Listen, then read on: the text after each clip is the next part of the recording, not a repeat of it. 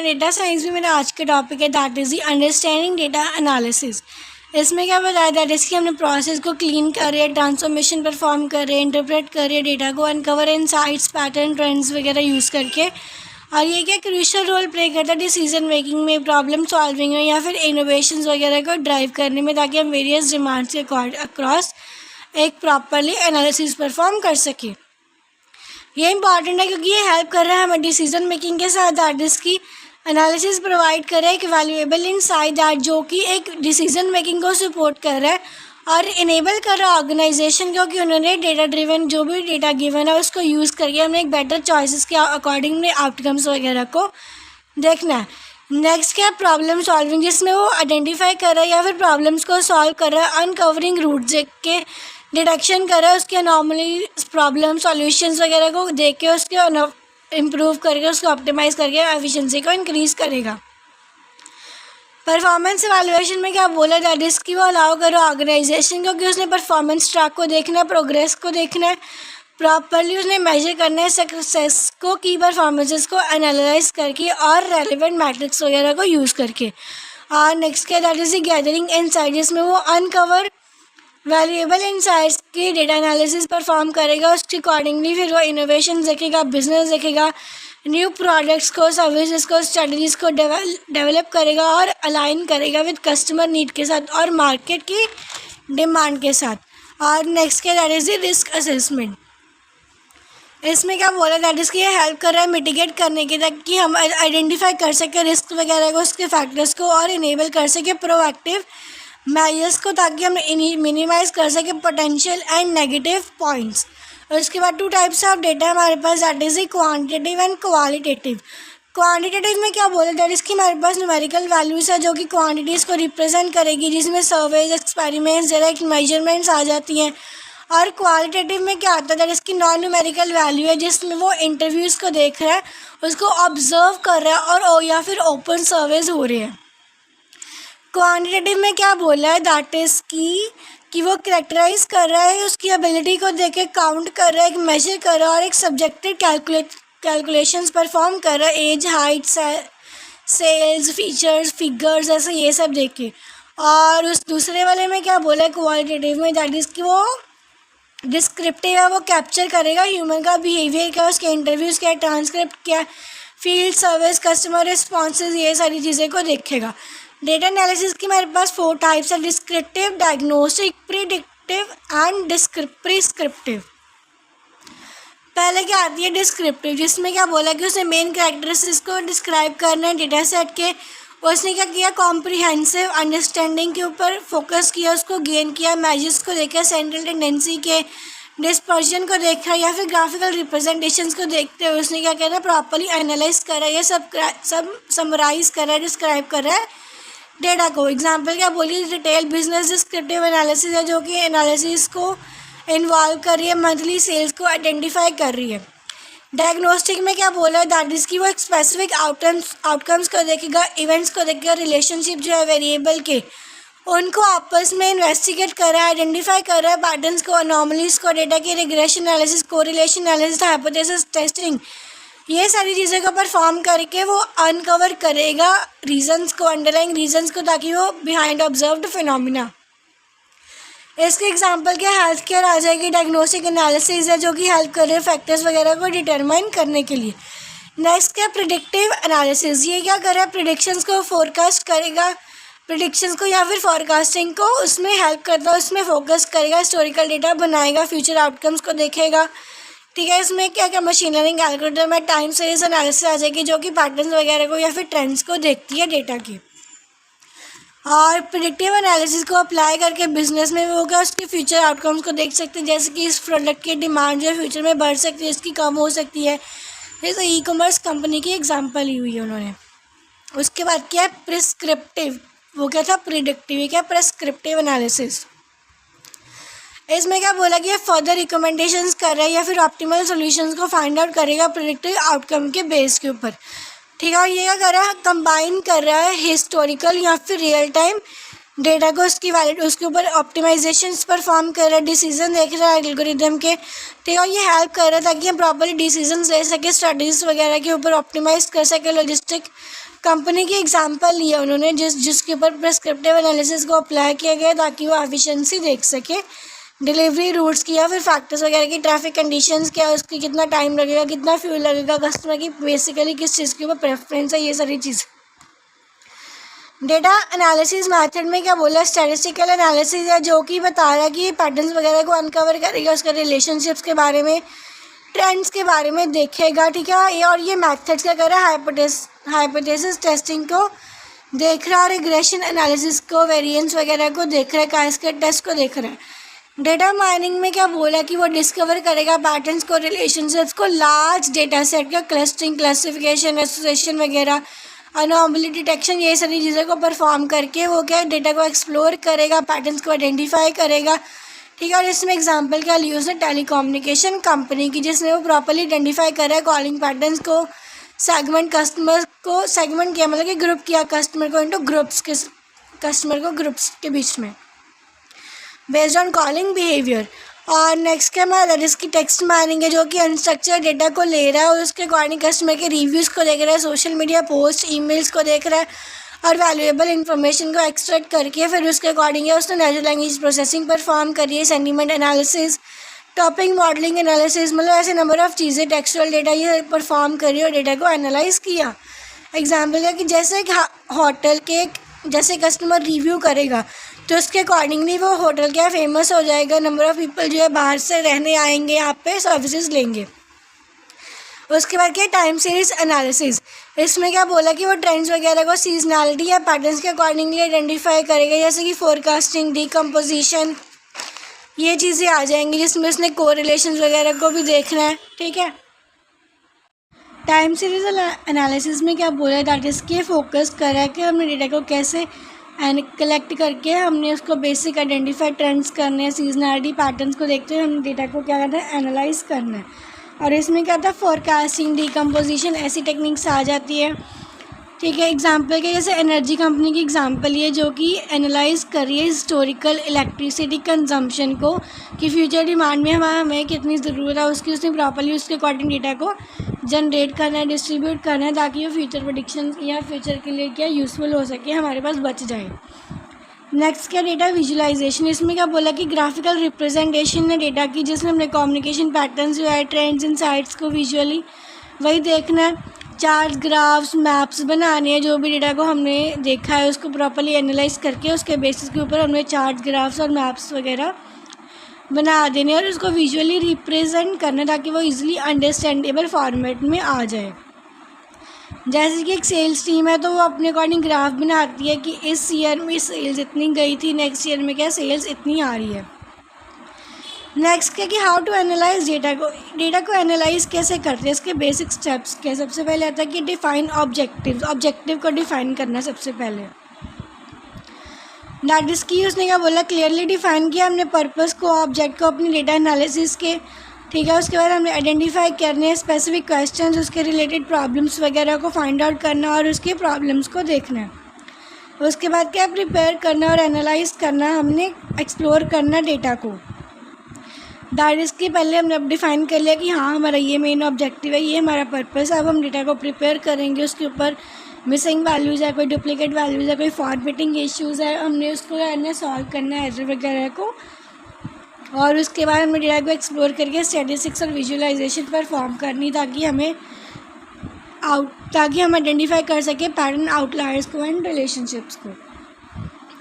Next के that is apply analysis technique. अब हमने एनालिसिस टेक्निक्स अप्लाई करनी है और इसमें हम क्या करें कि अप्रोप्रिएट एनालिसिस टेक्निक्स यूज़ करें अपने डेटा के बेस के ऊपर ताकि हम उसके अकॉर्डिंग रिसर्च कर सकें, क्वेश्चंस वगैरह फॉर्म आउट कर सकें और उसके बाद हम उसके ऊपर अप्लाई कर सकें अपने machine learning models, statistical models या फिर अदर एनालिटिकल मॉडल्स या फिर टूल्स ताकि हम उसमें वो क्वेश्चंस के आंसर्स के कैलकुलेट कर सके, फाइंड आउट कर सके। नेक्स्ट क्या that is interpret the results, हमने आउटपुट को एनालाइज करना है, एनालिसिस की इंटरप्रेट करना है, उसके फाइंडिंग्स को, उसके ऑपरेशंस वगैरह को, उसके ऑब्जेक्ट्स को, और हमने पैटर्न्स एंड ट्रेंड्स को आइडेंटिफाई करके, रिलेशनशिप्स को आइडेंटिफाई करके डेटा की हमने नया डेटा को अच्छे से उसके प्रॉपरली रिजल्ट लेके आना है। नेक्स्ट है communication and take action, that is कि हम अपने फाइंडिंग्स के अकॉर्डिंगली जो भी ऑडियंस वगैरह है, जो भी रिजल्ट है उसको प्रेजेंट करना है, ताकि उसको कंसाइजली वे के साथ प्रॉपरली विजुअलाइजेशंस रिपोर्ट्स यूज़ करके, ताकि जो पर्सन देख रहा है उसको वो इजीली एनालाइज कर सके, डिसीजन ले सके। डेटा एनालिसिस टूल्स कौन से हैं हमारे पास, that is this spreadsheet software जिसमें एक्सेल, गूगल शीट्स आ जाएंगी। बिजनेस इंटेलिजेंस जिसमें प्लेटफॉर्म्स में जैसे कि टेबल आ गया, पावर BI आ जाएगा। प्रोग्रामिंग लैंग्वेज में पाइथन है, R लैंग्वेज यूज़ कर रहे हैं। क्लाउड एनालिटिक्स प्लेटफॉर्म हम AWS या GCP, दैट इज़ कि अमेजन वेब सर्विसेज या फिर Google cloud platform services use कर रहे हैं। और डेटा माइनिंग टूल्स में जैसे कि रैपिड माइनर और KMME, ये हमारे टूल्स है जो कि हम यूज़ कर रहे हैं। अगर हम पाइथन में कैलकुलेट करना हमने मीन, मीडियन, मोड, वेरिएंस और स्टैंडर्ड डेविएशन, तो उसका फार्मूला क्या है, दैट इज़ कि मीन इक्वल्स टू NP.mean, और जिसका भी कॉलम नेम या रो नेम जो जिसका भी निकालना वो आ जाएगा। ठीक है, ऐसे ही मीडियन आ जाएगा, मोड आ जाएगा, वेरिएशन और स्टैंडर्ड डेविएशन आ जाएगी, तो हम इजीली कैलकुलेट कर सकते हैं। नेक्स्ट टॉपिक है हमारा, that is the statistics and probability.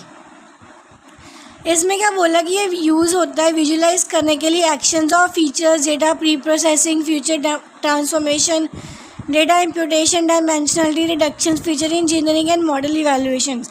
ये सारी चीज़ों को विजुलाइज करने के लिए यूज़ होता है ताकि हम डेटा को अच्छे से एक्सट्रैक्ट कर सकें, उनको समझ के अपने मॉडल को प्रॉपरली ट्रेन टेस्ट कर सकें।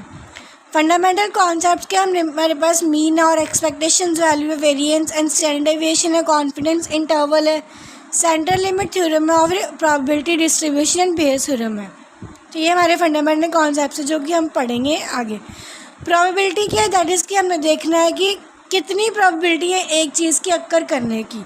ठीक है, लाइकलीनेस के, जैसे कि अगर हम कॉइन को टॉस करें तो क्या प्रोबेबिलिटी है कि हेड आएगा या फिर टेल आएगा। जैसे कि आज का वेदर अगर वो बता रहा है कि वेदर में क्लाउडी है, तो कितनी प्रोबेबिलिटी है कि बारिश होगी नहीं होगी, ये हमारा क्या आएगा, प्रोबेबिलिटी का कॉन्सेप्ट आ जाएगा, जिसमें वो रैंडम एक्सपेरिमेंट्स कर रहा है, प्रोबेबिलिटी कैलकुलेट कर रहा है। उसके बाद क्या, रैंडम वेरिएबल क्या, जैसे कि ये हमारे पास कोई एक बॉक्स गिवन है जिसमें हमारे पास different types of shapes given है। अब हमें क्या पता, अगर हम रैंडमली कुछ भी शेप निकालते हैं तो इसकी क्या हमें पता थोड़ी है कि इसमें स्क्वायर निकलेगा या फिर ट्रायंगल निकलेगा। वही इसकी कि पॉसिबल वैल्यूज़ गिवन होंगी, तो हम कोई भी एक वैल्यू को उठा रहे हैं जिसको हमने रैंडम वेरिएबल बोला और उसको हम एक्स के साथ रिप्रेजेंट कर रहे हैं। या फिर टोस्ट की एग्जांपल ले ली हमने कि हमें क्या पता हेड आ रहा है या टेल आ रहा है। ठीक है, उसके बाद रैंडम वेरिएबल भी 2 टाइप्स के, डिस्क्रीट और रैंडम।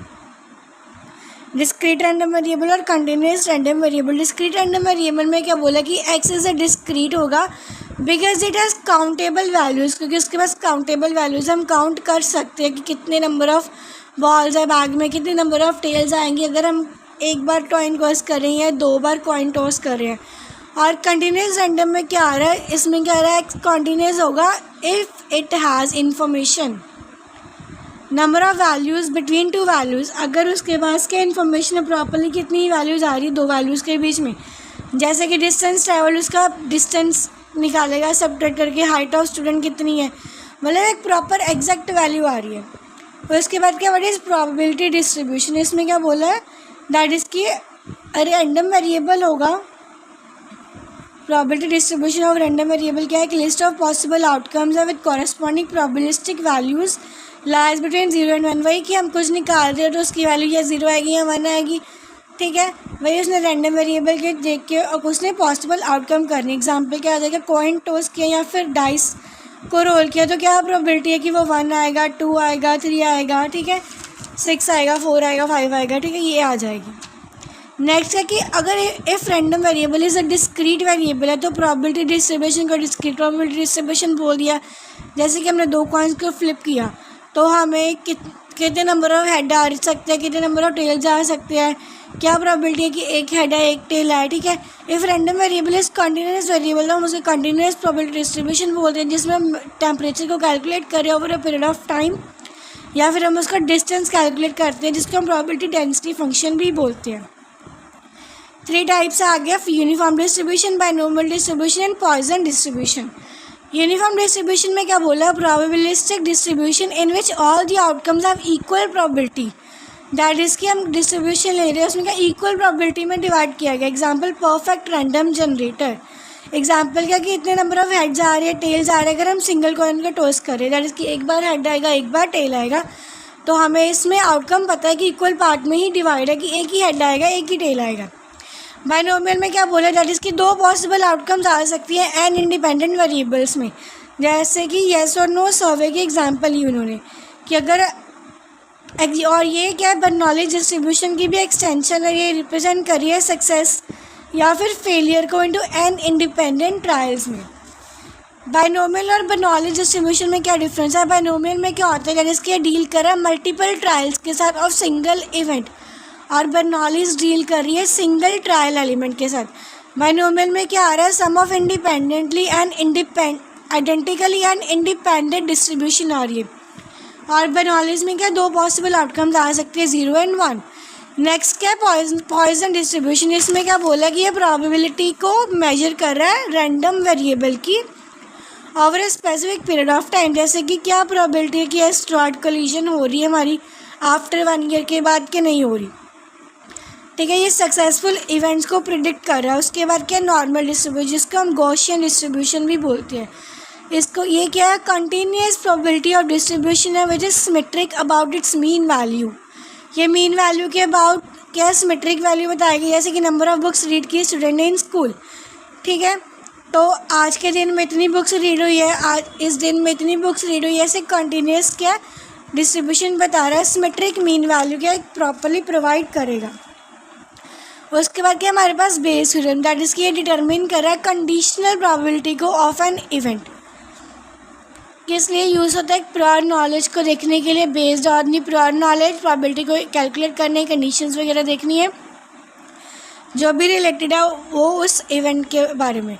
एग्जाम्पल के जैसे कि हमने प्रोबेबिलिटी फाइंड आउट करनी है वाइट मटेरियल की, जो कि वाइट मार्बल की जो ड्रॉ किया हमने रैंडमली एक बैग से, मतलब कि एक बैग है जैसे हमने रैंडमली एक वाइट मार्बल निकाला, मतलब एक मार्बल निकाला, तो क्या प्रोबेबिलिटी है कि वो वाइट मार्बल ही आएगा, ठीक है। डिटरमिन कर रहा है वो प्रोबेबिलिटी ऑफ इवेंट है जब बी इवेंट क्या ऑलरेडी हैज़ अकर्ड, वो हो चुका है। नेक्स्ट क्या, दैट इज़ इन्फ्रेंशियल स्टैटिस्टिक्स। इसमें क्या बोला कि हमने कंक्लूजन्स को देखना है और making inferences about population based on data collected from sample of that population. कि हमने क्या करा है, बेसिकली वो पॉपुलेशंस को देख रहा है, कंक्लूजन ड्रॉ कर रहा है, इन्फ्रेंसेस को देख के एग्जाम्पल दे रहा है जस्ट, ठीक है। ये वर्क कैसे करती है, सैम्पलिंग आती है, जैसे कि हमने डेटा को कलेक्ट कर रहे हैं फ्रॉम सबसेट ऑफ पॉपुलेशन को, और जो भी हम पढ़ रहे हैं उसके बारे में, और वो सबसेट को हम क्या बोलते हैं, सैम्पल। और एनालिसिस में क्या बोले, दैट इज डेटा को कलेक्ट करने के बाद हमारे पास क्या आता है, हम वेरियस स्टैटिस्टिकल टेक्निक्स यूज़ करते हैं जो कि हमें हेल्प करती है हम मीन सैंडविच कोरिलेशन और रिग्रेशन कोएफिशिएंट्स को कैलकुलेट कर सकें, उनको मेजर कर सकें। इन्फ्रेंस में क्या आएगा कि वंस हमने सैम्पल को एनालाइज कर लिया, डेटा को एनालाइज कर लिया इन्फ्रेंस या जनरलाइजेशन के बेसिस के ऊपर, तो अब हमारे पास जो भी डेटा आ रहा है, जो भी हमारे पास सैम्पल आ रहा है, उसको हम इन्फ्रेंस बोल रहे हैं। That is the inference based on the assumption that the sample is representative of population. वो क्या पॉपुलेशन क्या रिप्रेजेंटेटिव आ जाएगा, ठीक है। उसके बाद क्या इन्फ्रेंशियल स्टैटिस्टिक्स, ये क्या hypothesis testing, confidence intervals, regression analysis, ये सारी चीज़ें और अमंग अदर टेक्निक्स को यूज़ करके क्या कर रहा है, इन्फ्रेंशियल स्टैटिस्टिक्स को कैलकुलेट कर रहा है। द मैथड क्या कर रहा है, हेल्प कर रहा है रिसर्चर को कि उसने डिटरमिन करना कि वेदर द फाइंडिंग्स या स्टैटिस्टिकली सिग्निफिकेंट है या नहीं, मतलब कि वो प्रॉपरली जनरलाइज कर पा रहे हैं रिजल्ट को लार्ज पॉपुलेशन के लिए या फिर नहीं। तो सबसे पहले हमारे पास क्या आती है, हाइपोथेसिस टेस्टिंग, एक फंडामेंटल टेक्निक है इन्फ्रेंशियल स्टैटिस्टिक्स की, इन्वॉल्व कर रही है टेस्टिंग को पॉपुलेशन पैरामीटर्स यूज़ करके, जैसे कि मीन आ गया, प्रपोर्शन आ गई, ठीक है, सैम्पल डेटा यूज़ करके। और ये प्रोसेस के टिपिकली इन्वॉल्व कर रहा है कि हमने नल या फिर ऑल्टरनेटिव हाइपोथेसिस को कैलकुलेट करना, उसको सेटअप करना और स्टैटिस्टिकल टेस्ट वगैरह को कंडक्ट करना है, ताकि पता चल सके कि कौन सी हाइपोथेसिस वैल्यू रिजेक्ट हो रही है, कौन सी हाइपोथेसिस वैल्यू क्या वो एक्सेप्ट हो रही है। और एग्जांपल क्या गिवन है, दैट इज कि एक रिसर्चर है, माइट क्या कर रहा है, हाइपोथेसिस टेस्ट परफॉर्म कर रहा है एवरेज इनकम के बेसिस के ऊपर की सिटी जो है वो ग्रेटर दैन उसमें 50,000 पर ईयर क्या हो रही है, इनकम हो रही है या नहीं। तो उसके अकॉर्डिंग उसने क्या किया, हाइपोथेसिस टेस्टिंग परफॉर्म की, ग्राफ बनाया, ठीक है। जेड टेस्ट में क्या आएगा, दैट इज़ कि डिटरमिन करेगा मीन ऑफ टू पॉपुलेशन, इसमें दो पॉपुलेशंस का मीन आएगा जो कि डिफर कर रहे हैं when population variance is known, जब हमें पॉपुलेशन वेरिएंस गिवन होगी और सैम्पल साइज जो है 30 से ज़्यादा होगा, n greater than equals to 30, ठीक है। Based on standard normal deviation के ऊपर बेस्ड है, डिस्टेंस के ऊपर बेस्ड है, और ये नल हाइपोथेसिस को फॉलो करता है। टी टेस्ट में क्या आएगा, जब स्टैंडर्ड डेविएशन हमें नहीं पता होगी और सैम्पल साइज़ क्या है लेस देन 30 होगा। इसमें भी इंडिपेंडेंट सैम्पल्स है जिसमें हम दो इंडिपेंडेंट सैम्पल्स के मीन को कंपेयर करेंगे और पेयर्ड सैम्पल्स में हम रिलेटेड ग्रुप्स के मीन को कंपेयर करेंगे। उसके बाद कहता है आफ्टर, जिसमें हमें पॉपुलेशन वेरिएंस गिवन होगी, हमने उसको कंपेयर करना है दो पॉपुलेशंस की या फिर मोर देन टू पॉपुलेशंस की, और इसमें एनालिसिस को और वेरिएंस को टेस्ट कर रहे हैं डिफरेंट अमंग्स मल्टीपल ग्रुप्स के अकॉर्डिंग भी हम वेरिएंस को देख सकते हैं, पॉपुलेशन को देख सकते हैं। और ये एफ डिस्ट्रीब्यूशन क्या कर रहा है, फॉलो हो रही है, जो कि पॉजिटिवली स्क्यूड है और जो कि नॉन नेगेटिव वैल्यूज़ को भी ले रही है। कॉन्फिडेंस इंटरवल क्या, दैट इज़ की रेंज ऑफ वैल्यूज़ जो है हमारी विदिन अ पॉपुलेशन पैरामीटर के अंदर ही आएगी, और जो लेवल ऑफ कन्फ्यूजन है कॉन्फिडेंस है जो कि एसोसिएटेड है उस रेंज के साथ। ट्रू वैल्यू को उसने एस्टिमेट करना है और सैम्पल डेटा को देखते हुए उसने उसके बेस के ऊपर जो है ट्रू वैल्यूज़ को प्रोवाइड करना है, ठीक है। ये हमारी थ्योरी बेस्ड है। मैंने इसके न्यूमेरिकल्स किया जो uniform distribution, binomial distribution, Poisson distribution, confidence interval, inference statistics, ये सारे टॉपिक्स के मैंने न्यूमेरिकल पार्ट की वीडियो बनाई हुई है। आप वहाँ से मेरे न्यूमेरिकल्स देख सकते हो, वीडियो को देख के आप न्यूमेरिकल्स को समझ सकते हो।